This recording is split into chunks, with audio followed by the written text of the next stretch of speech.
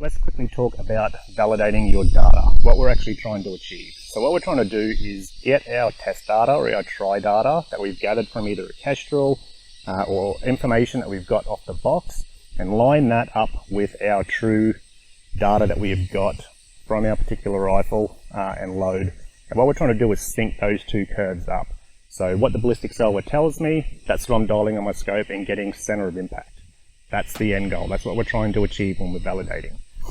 So some of the issues that you can come across, you may come out, validate, and then you go out a week later or the next day or whatever, and you find that that ballistic curve that you thought you trued up is off by 0.2 or whatever the case may be.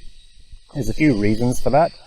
It could have been that you didn't plug in the environmentals correctly when you've done your validation, and that's affecting your vertical on the day, but the ballistic solver didn't account for that because it wasn't input. The second main thing that we see is you're validating at the wrong distances. So what I mean by that is if you validate too close, you're going to be off at further distances. If you validate too far, there's a high chance you're going to be getting corrupt data, especially if you try and validate in that transonic region. The other one is not having a good zero or poor fundamentals, and you're just not getting a good pattern on target to go off. So they're the main things you need to pay close attention to when you're actually validating your data. So the distances that we need to validate at, in your Kestrel or your ballistic solver, whatever you use, it should give you a transonic range and a subsonic range. If it doesn't, scroll down to where you have your feet per second column, or scroll across, go down to around 1330, 1350 feet per second, and that's going to put you in the ballpark of where your load is going to be going transonic.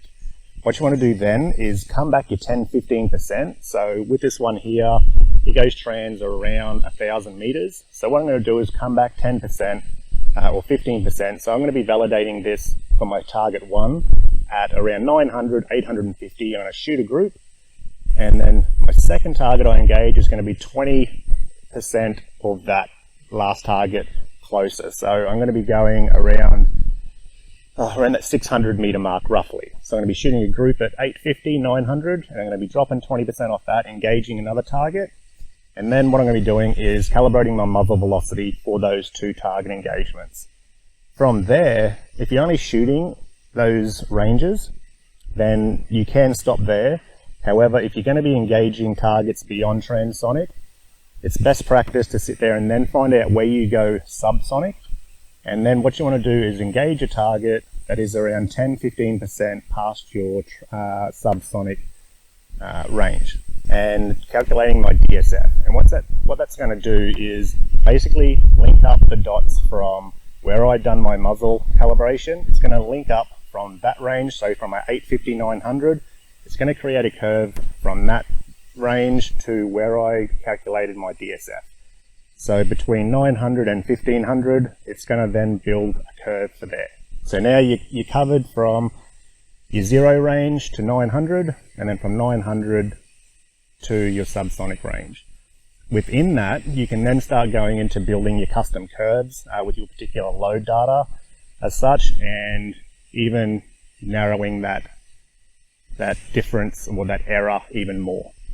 But how I just explained it is going to cover 99% of your shooting.